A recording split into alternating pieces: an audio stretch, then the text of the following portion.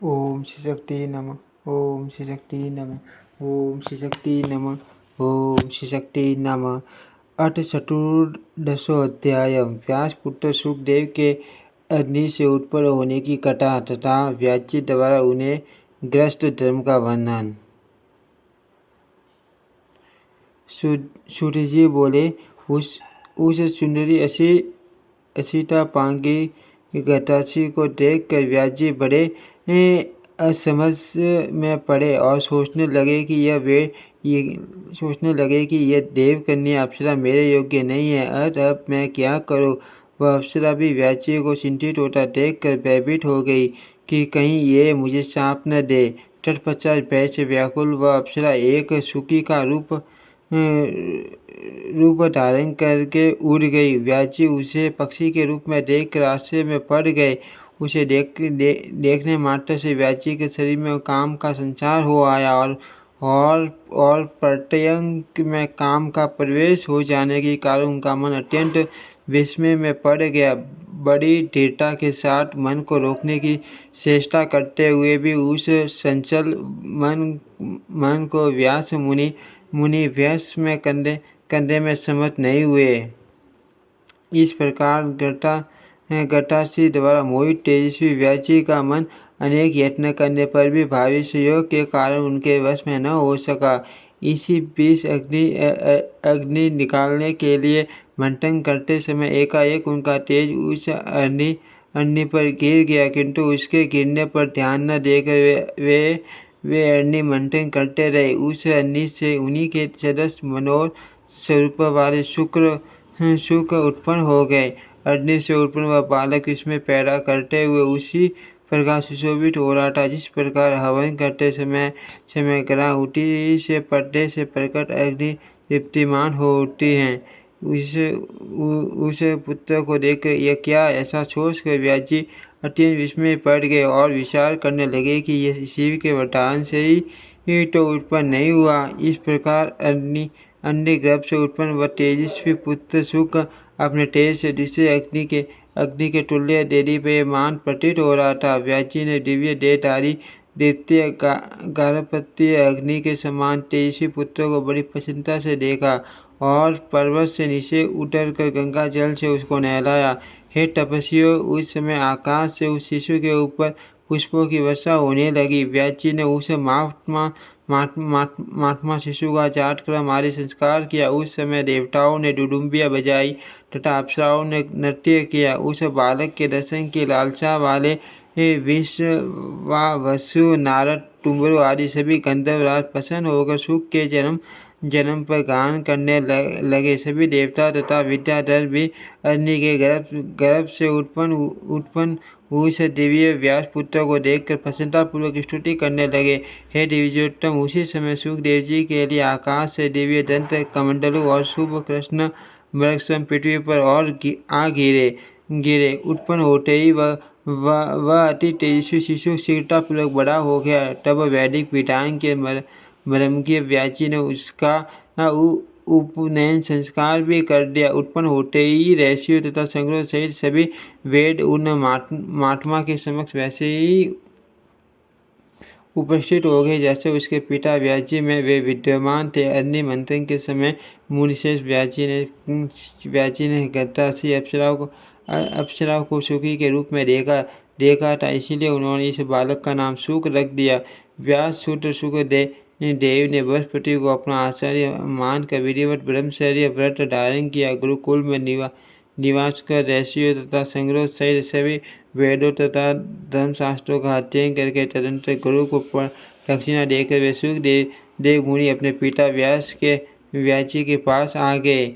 सुखदेव को आया देखकर व्यास जी ने शीघ्रता के साथ प्रसन्नतापूर्वक उठकर बार उनका आलिंगन किया और उनका सिर छूंगा। परम पवित्र व्यास जी ने सुखदेव जी के कुशल क्षेम तथा अध्ययन के विषय में पूछा तथा उन्हें आश्वस्त करके अपने पावन आश्रम में रख लिया। तत्पश्चात व्यास जी ने सुखदेव जी के विवाह के विषय में सोचने लगे। एक दिन परम तेजस्वी व्यास जी ने सुखदेव जी से किसी सुंदरी मुनि कन्या की चर्चा की उन्होंने अपने पुत्र सुखदेव से कहा, हे पवित्रात्मन, आपने वेद तथा सभी धर्मशास्त्रों का अध्ययन कर लिया है। अर्थ, हे मामटे, अब आप विवाह कर लो और गृहस्थ आश्रम में रहकर देवताओं और पितरों का यजन करो। और ये पुत्र, आप सुंदर स्त्री को स्वीकार कर मुझे भी तन से मुक्त कर दो।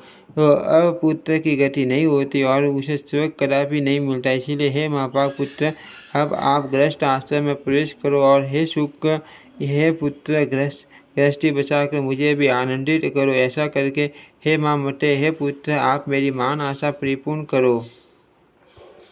हे सुख, कठिन तपस्या करके मैंने आपके जैसा अयोनिज पुत्र पाया है। हे माँ प्रज्ञ, आप देवता रूप हो, अत मुझ पिता की रक्षा करो। सूर्य बोले, हे ऋषियों, ऐसे कहने वाले व्यास जी के पास उपस्थित विरक्त सुखदेव जी ने गृहस्थ आश्रम में अनुरुक्त अपने पिता से कहा। सुखदेव जी बोले, हे मामटे, हे धर्मज्ञ, हे वेद व्यास, आप क्या कह रहे हैं? मुझ शिष्य को आप तत्व ज्ञान का उपदेश दे रहे, मैं आपकी आज्ञा का पालन करूंगा। व्यास जी बोले, हे पुत्र, आपके लिए मैंने सैकड़ों वर्ष कष्ट सहकर जो तपस्या की और शिवजी की आराधना की, उसके फलस्वरूप मैंने आपको पाया है। किसी राजा से मांगकर मैं आपको पशु दंड दूंगा। हे माँ प्रज्ञा, आप श्रेष्ठ यौवन प्राप्त करके सुख का उपभोग करो। सुखदेव जी बोले, हे तात, अब आप बताइए कि इस मनुष्य लोक में बड़ा विपत्ति रहित कौन सा सुख है? बुद्धिमान लोग दुख से युक्त सुख को सुख नहीं कहते। सुखदेव जी बोले, हे तात, आप बताइए कि इस मनुष्य लोक में भला विपत्ति रहित कौन सा सुख है? बुद्धिमान लोग दुख से युक्त सुख को सुख नहीं कहते। हे महाभाग, स्त्री पाकर मैं उसी के वश में हो जाऊंगा, तब भला आप ही बताइए, परतंत्र होकर और विशेष स्त्री के वश में रहकर मैं कौन सा सुख पा सकूंगा? लौ या काष्ठ के फंदे में जकड़ा हुआ पुरुष कदाचित छूट भी सकता है, किंतु पुत्र के कलत्र के बंधन में फंसा हुआ प्राणी कभी भी बंधन मुक्त नहीं हो पाता। यह शरीर निष्ठा एवं मूत्र से परिपूर्ण रहता है, वैसे ही स्त्रियों का शरीर भी होता है। हे विपेंद्र, तब कौन बुद्धिमान पुरुष उसे प्रीति करना चाहेगा? हे विपर शिरोबरे, मैं अयोनिज हो, तब योनि जन्य सुख में मेरी बुद्धि कैसे होगी? मैं भविष्य में भी अपनी उत्पत्ति किसी योनि में नहीं चाहता। अद्भुत अध्यात्म सुख को छोड़कर मैं वित्त मूत्र जन्य सुख को क्यों चाहूँ? अपने आप में रमन करने वाला कभी विषय सुख का लोभी नहीं होता। हे विपर शिरोमणि, मैं अयोनिज हो, तब योनि जन्य सुख में मेरी बुद्धि कैसे होगी? मैं भविष्य में भी अपनी उत्पत्ति किसी योनि में नहीं चाहता। अद्भुत अध्यात्म सुख को छोड़कर मैं वित्त मूत्र जन्य सुख को क्यों चाहूँ? अपने आप में रमन करने वाला सभी कभी विषय सुख का लोभी नहीं होता। मैंने सांगोपांग वेदों का अध्ययन किया और जाना कि वे हिंसा में हैं तथा कर्म मार्ग के प्रवर्तक हैं। मुझे गुरु रूप में बृहस्पति प्राप्त हुए, वे भी गृहस्थी के सागर में डूबे हुए हैं। अविद्याग्रस्त हृदय वाले वे मेरा उद्धार कैसे कर सकते हैं? जैसे कोई रोगग्रस्त वैद्य दूसरे के रोग की चिकित्सा करता हो, उसी प्रकार मुझ मोक्षार्थी के गुरु ग्रस्त हैं। ये विडंबना ही है, इसीलिए ऐसे गुरु को नमस्कार करके मैं आपके पास आया हूँ। अब आप तत्व ज्ञान का उपदेश देकर मेरी रक्षा करें, क्योंकि मैं इस संसार रूपी सर्प से अत्यंत भयभीत हूँ। इस महाभयंकर के संसार चक्र में प्राणी मात्र का सर्वदा नक्षत्रों की भांति चक्कर काटना पड़ता है और सूर्य की भांति दिन रात उन्हें भी कभी विश्राम करने का अवसर नहीं मिलता। इस महाभयंकर संसार चक्र में प्राणी मात्र को सर्वदा नक्षत्रों की भांति चक्कर काटना पड़ता है और सूर्य की भांति दिन रात उन्हें भी कभी विश्राम करने का अवसर नहीं मिलता। हे तात, इस संसार में आत्मज्ञान को छोड़कर कौन सा सुख है? मूढ़ जनों को सुख की वैसी प्रतीति होती है जैसी विष्ठा के कीड़ों को विष्ठा में होती हैं। वेद शास्त्रों को पढ़कर भी जो सांसारिक सुख में फंसे रहते हैं, भला उनसे बढ़कर मूर्ख और कौन होगा? उन्हें तो कुत्ते, घोड़े, सुअर आदि पशुओं के समान धर्म वाला समझना चाहिए। दुर्लभ वचन को पाकर तथा वेद शास्त्रों का अध्ययन करके भी यदि मनुष्य इस संसार में बनता है तो दूसरा भला कौन बनकर मुक्त हो सकता है। इससे बढ़कर संसार में कोई दूसरी अद्भुत बात नहीं है कि पुत्र, कलत्र और घर के बंधन में पड़ा हुआ भी पंडित कहलाता है। जो मनुष्य इस संसार में माया के सत्व, रज, तम रूपी तीनों गुणों से बांधा नहीं चाहता, वही विद्वान, बुद्धिमान एवं शास्त्र में पारंगत हैं। ढूंढ बंधन में डालने वाले व्यर्थ विद्या अध्ययन से क्या लाभ, उसी का अध्ययन करना चाहिए जो शीघ्र ही भव बंधन से मुक्त कर दे। पुरुष को बंधन में जकड़ लेने के कारण ही उसे घर कहा गया है। अर्थ ऐसे बंधन रूप घर में सुख कहाँ पिताजी, इसीलिए मैं भयभीत हूँ। जो ज्ञानी मन, बुद्धि तथा अभागी मनुष्य हैं, वे इस मानव जन्म को पाकर भी पुण्य बंधन में पड़ जाते हैं। व्याची बोले, ग्रह बंधनागा नहीं है और न बंधन का कारण ही है। जो मन से बंधन मुक्त है वह गृहस्थ आश्रम में रहते हुए भी मुक्त हो जाता है। जो न्याय मार्ग से धनोपार्जन करता है, शास्त्रोक्त कर्मों का विधिवत संपादन करता है, पितृ श्राद्ध आदि यज्ञ करता है, सर्वदा सत्य बोलता है तथा पवित्र रहता है, वह ग्रह में रहते हुए भी मुक्त हो जाता है। व्याची बोले, ग्रह बंधन सागर नहीं और न बंधन का कारण ही है। जो मन से बंधन मुक्त है वह गृहस्थ आश्रम में रहते हुए भी मुक्त हो जाता है। जो न्याय मार्ग से धनोपार्जन करता है, शास्त्रोक्त कर्मों का विधिवत संपादन करता है, पितृ श्राद्ध आदि यज्ञ करता है, सर्वदा सत्य बोलता है तथा पवित्र रहता है, वह गृहस्थ में रहते हुए भी मुक्त हो जाता है। ब्रह्मचारी, सन्यासी, वानप्रस्थी तथा व्रतोपवास करने वाला, ये सब मनुष्य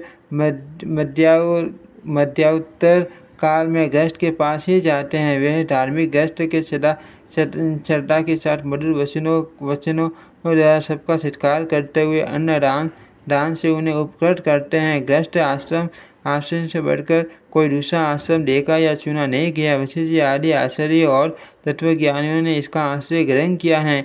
हे महाभाग, वेदोक्त कर्म करने वाले गृहस्थ के लिए क्या असाध्य रह जाता है। वह स्वर्ग, मोक्ष अथवा उत्तम कुल में जन्म जो कुछ भी चाहता है वह हो जाता है। एक आश्रम से दूसरे आश्रम में जाना चाहिए, ऐसा धर्मज्ञों ने बताया है। अर्थ आलस्य रहित होकर ग्रस्त संबंधी कर्मों को संपादित करो। हे धर्मज्ञ पुत्र, देवताओं, पितरों एवं आश्रित जनों को विधिवत संतुष्ट करके पुत्र उत्पन्न करके और उसे भी गृहस्थ आश्रम में लगाकर पुण्य ग्रह त्याग कर वन में जाकर श्रेष्ठ पर्वत का आश्रय ग्रहण करो। वानप्रस्थ आश्रम पूर्ण करके उसके बाद संन्यास धारण करो। हे महाभाग, इंद्रिय मनुष्य को निश्चित रूप से परमत बना देती है। जो मनुष्य स्थिर रहित होता है उसे मन 500 इंद्रियों सहित विकल कर देता है। हे मामवते, इसीलिए उन बलवान इंद्रियों पर विजय पाने के लिए स्थिर परिणय करके ग्रस्त बनना चाहिए। तत्पश्चात वृद्धावस्था में तप करना चाहिए, ये शास्त्र वचन है। हे महाभाग, वन में स्थित माँ तेजस्वी महर्षि विश्वामित्र किसी समय 3 सहस्त्र वर्षों तक निराहार और जितेंद्रिय रहकर अत्यंत कठोर तप करके भी मेनका को देखकर मोहित हो गए और उन्हीं के तेज से पुत्री रूप में सुंदर शकुंतला पैदा हुई। मेरे पिता पराशर जी भी देवी की कृष्णा वर्णा कन्या को देखकर काम बाण से आठ हो गए और उन्होंने नाव पर ही उसे स्वीकार कर लिया था। ब्रह्मा जी भी अपनी कन्या को देखकर काम से पीड़ित हो गए और बेसुध होकर उसके पीछे दौड़ते रहे। तब शिव जी ने उन्हें रोका। अर्थ, हे कल्याणकारी पुत्र, आप मेरा हितकर वचन मान लो और किसी कुलीन कन्या से विवाह करके सनातन वेद मार्ग का पालन करो। इति श्रीमद्देवी भागवते महापुराणे अष्टादशसहस्र संहितायां प्रथम स्कंदे व्यासेन ग्रस्त धर्म वर्णम नाम चतुर्दशोऽध्यायः। ओम श्री शक्ति नमः। ओम श्री शक्ति नमः। ओम श्री शक्ति नमः। ओम श्री शक्ति नमः।